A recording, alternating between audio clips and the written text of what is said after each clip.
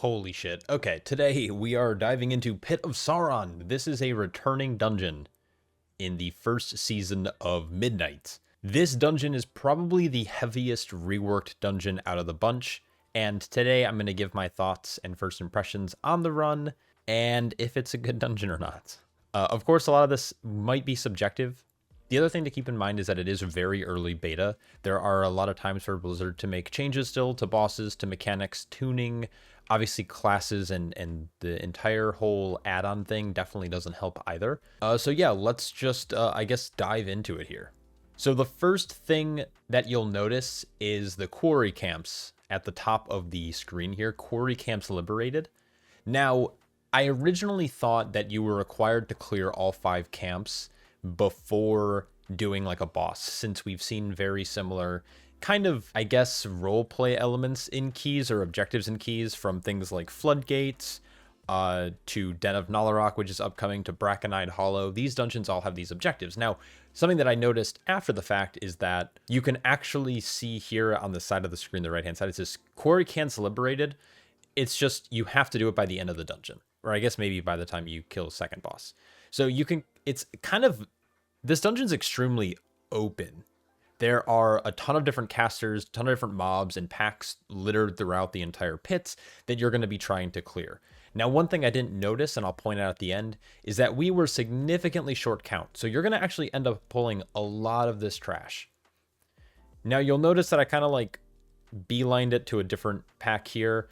There's some mobs that seem very, very overtuned, and with the way that classes are currently tuned, like specifically some healer specs, we were having some issues earlier on. This is the second run we're doing of this place, so we kind of already had, we had a feeling, we felt the ropes. That's not even a saying, but now it is.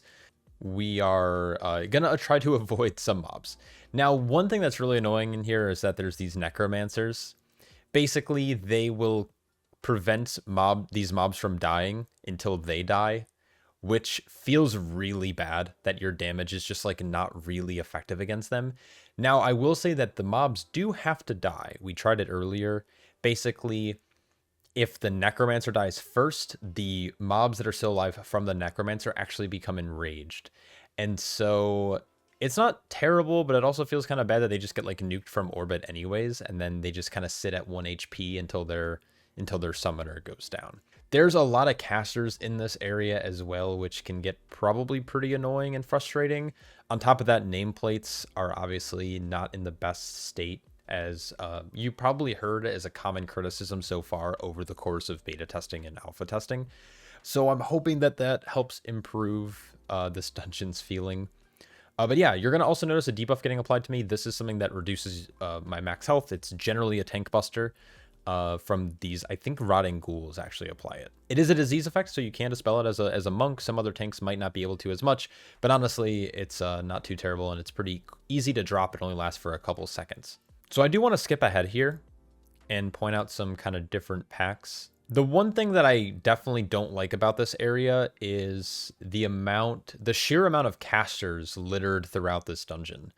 And again, this might come down to just practice or just getting more intimate with the dungeon, knowing where each pack is and what you can double up and realistically pull together. But through the first playthrough, it felt, or I guess second playthrough at this point, it felt like the way that it was like structured is like, I don't know how to describe it, like maybe like a checkered pattern where you have like a melee pack, and then adjacent to those you have caster packs, then adjacent to those you have melee packs, then adjacent to those you have casters again.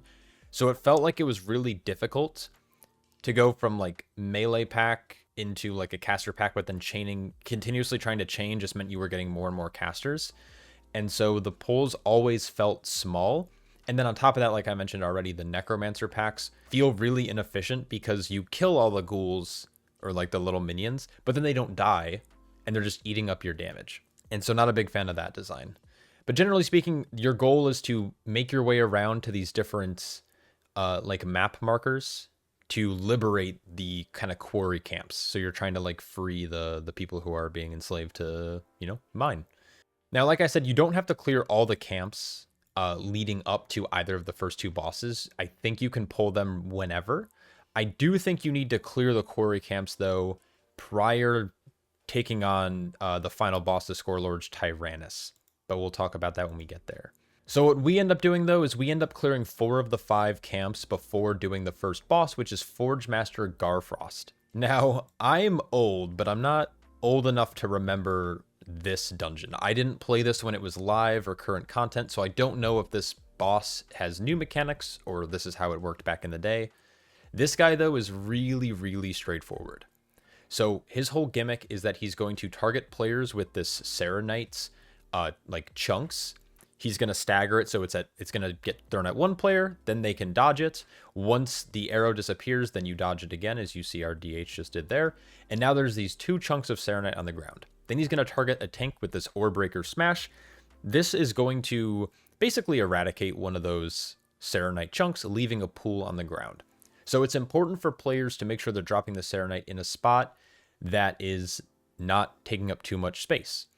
But then he does this intermission phase where he goes Glacial Overload. When he does this, you're going to want to hide behind these Saronite fragments, or you're going to take increased frost damage for a period of time. Now, the debuff eventually does fall off. Basically, by the time that you take the last tick, you're probably going to die. And then finally, he'll do a smash and he'll break the remaining Saronite, and then this starts the phase over. So now it's same thing. It's going to target 2 players. Tank's going to smash one of them. You're going to hide, then it's going to break. So this fight's super, super, super rinse and repeats. I can't tell. I don't think there's any kind of ramping damage of sorts. So there's nothing to worry about there. But that's it. That's this fight. I think this fight for like a boss is fine. It's a little like it's a little bit too much like rinse and repeat for me. Like the mechanics are so elementary, I think, which is okay. It's fine. Like I do like slightly more interesting boss designs, but this is probably a fine first fight because I think the bosses in here generally ramp up in difficulty and ramp up in complexity, which I do really like about this dungeon. So yeah, that's the entire fight. We'll skip ahead a little bit here, and now let's talk about kind of the final camp. So we have 4 of 5 things liberated.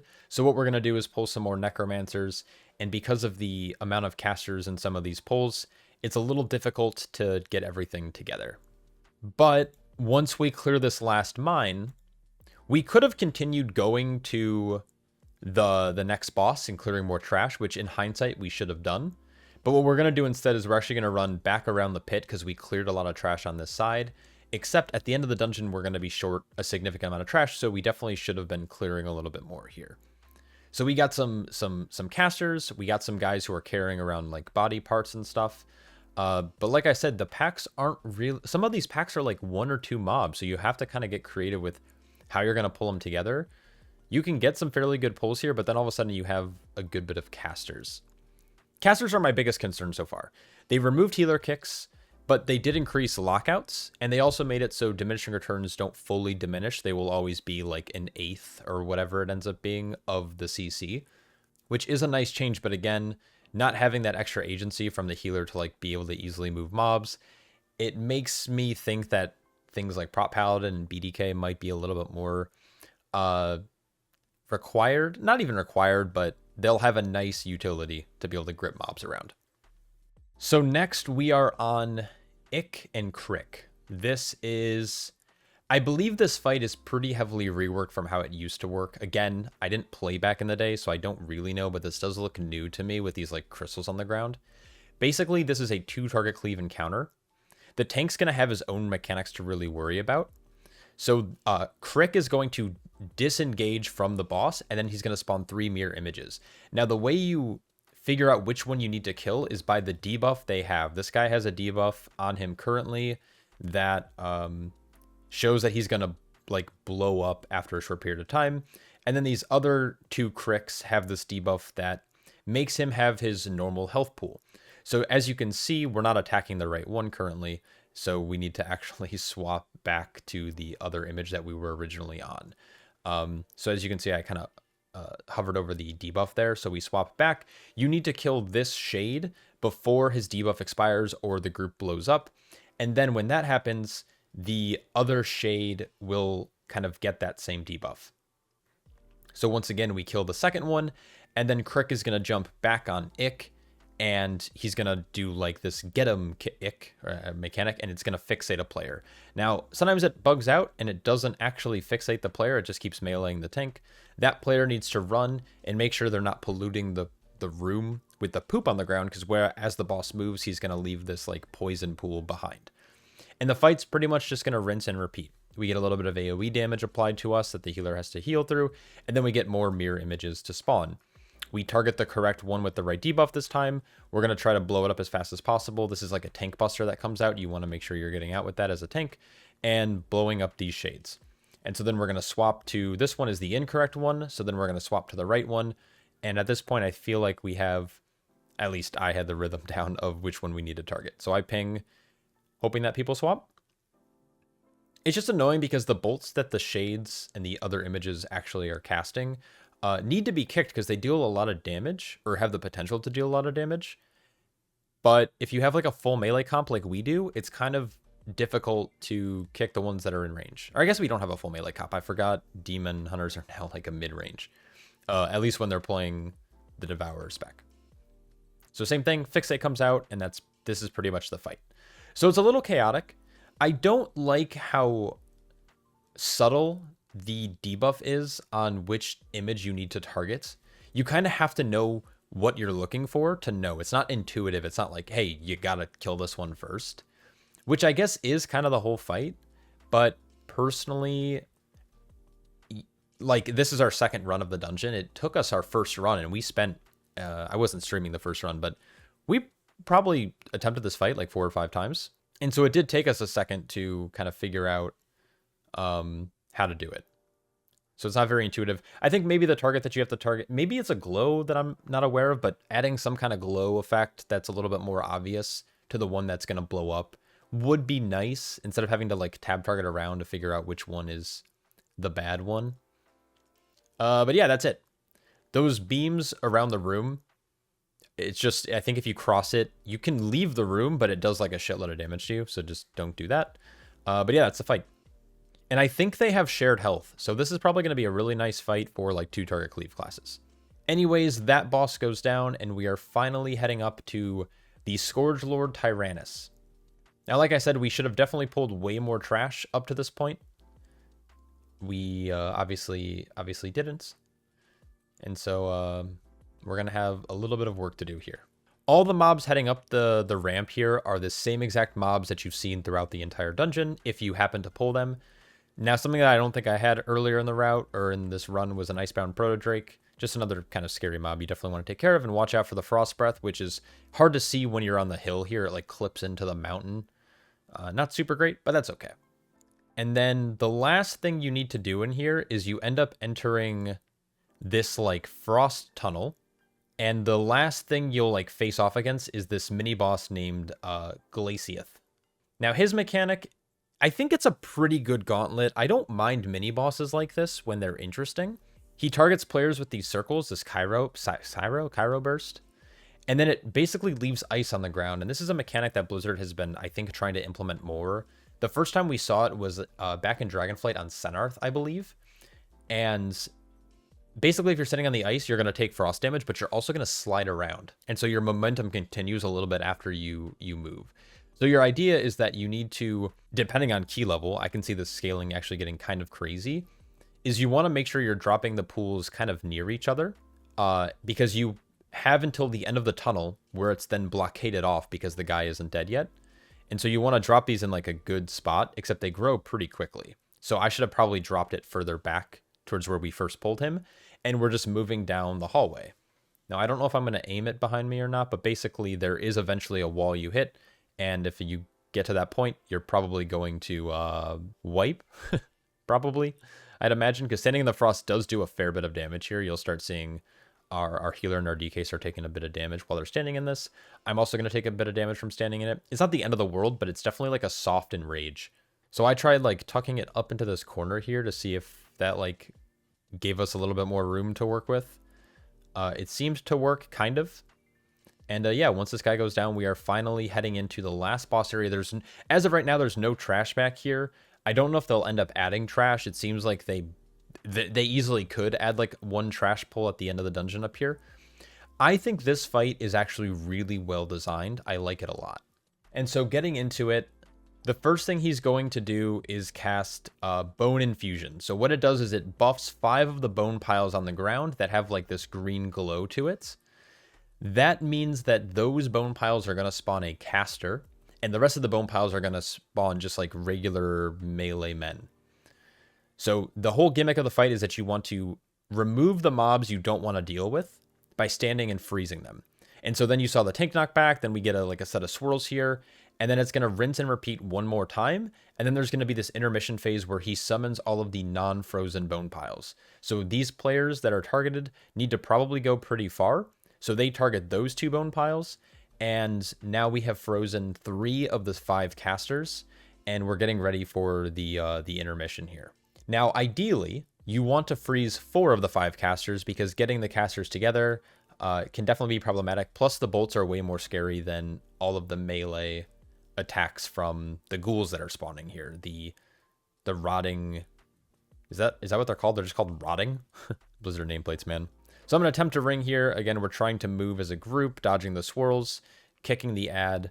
But yeah, these empowered ads also have a lot of health, which can be slightly problematic. And I think they're also pulsing group damage, it looks like. So you definitely want to remove them as fast as possible. And so what I do is I start pinging here. I'm like, hey, like, look at this other stuff. We want to make sure we're removing the caster mobs, basically. And so here's the knockback. I'm trying to type, and then it ends up killing me. So this is definitely something you don't want to stand in. A quick res gets deployed, and we should be all good. So this is kind of an ad control fight in a way. The only thing is there's no real choice.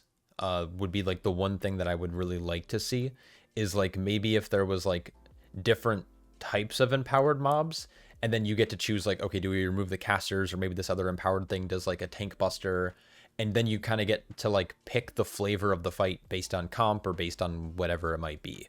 Outside of that, though, this fight I think is really, really good, and I think it's definitely a step up from Ick and Crick, which is a step up from Forge Master. So every fight in here gets progressively more interesting and harder, which I think is a really good curve in a dungeon. I like things to become progressively harder. I don't like when the last boss is a joke. Halls of Atonement is a great example. Last boss of Halls, kind of a joke. Algathar Academy kind of has a similar issue where Dorogosa, the final boss in Algathar, which also is returning in the first season of Midnight, is kind of a snooze fest compared to all of the other bosses in the dungeon. So yeah. Anyways, that is pretty much the boss fight.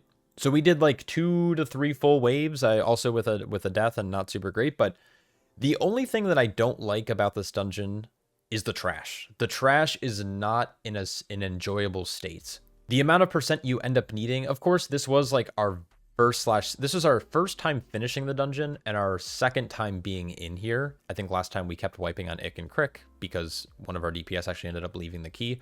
But there's so much trash and there's so many casters, and then all of the packs are like different sizes. There's a lot of patrols in here. I'm concerned that it's going to be overwhelming for the average pug group or new tank. Going into a dungeon like this, while there is this flexibility and this like cool like choice that groups and tanks could make about routing, it's a little overwhelming, especially with how many casters. If there were a lot more like ghouls and melee type mobs, I think this dungeon would actually feel a lot better. But with the casters and the change to like kicks and group dynamic, I am not super thrilled about the trash in here. But I think the bosses are looking really good. I think the visuals on the bosses are mostly good. I would like to see a small change to Ick and Crick with the kind of the mirror image mini game kind of thing that you're playing there. But outside of that, overall I think Pit of Saron has potential to be a good dungeon. For those who were watching the stream, I was a little down bad on the dungeon originally, but after finishing the run and seeing all the bosses, I think there is potential, and I'm a little bit more hopeful that maybe Blizzard takes a look at this and does some tuning or like passes on how many casters there are. Anyways, that's the entire run. I'm not going to bore you with any other details. I will be going over the other dungeons over the next couple days, so keep an eye out for those. And I'm also going to be doing some testing on stream and some tank reviews, so keep an eye out for all that good stuff. Anyways, hope you guys enjoyed the video, and I will catch you all in the next one. Peace.